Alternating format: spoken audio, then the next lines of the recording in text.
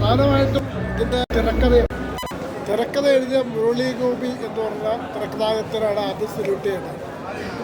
പിന്നെ രണ്ടാമത് ഇതിൻ്റെ കാസ്റ്റിംഗ് നടത്തിയേക്കുന്ന കാസ്റ്റിംഗ് ഡയറക്ടറായിരുന്ന സിറ്റു പനക്കൽ സാർ ഒരു പാൻ ഇന്ത്യൻ ലെവലിലേക്ക് ഒരു പ്രൊഡക്ഷൻ കണ്ടണമെന്ന് വരെ അദ്ദേഹം വളർന്നു.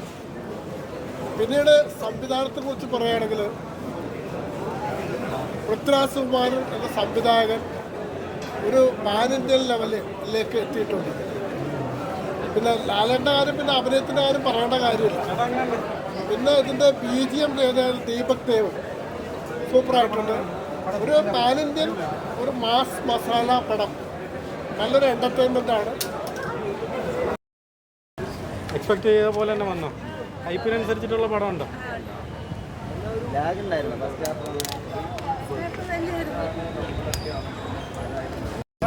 സ്കെയിൽ ഡിഫറൻസ് ഉണ്ട്, അത് കണ്ടന്നെ തീരുമാനിക്കുന്നത് കമ്പാരിസൺ ഇല്ല.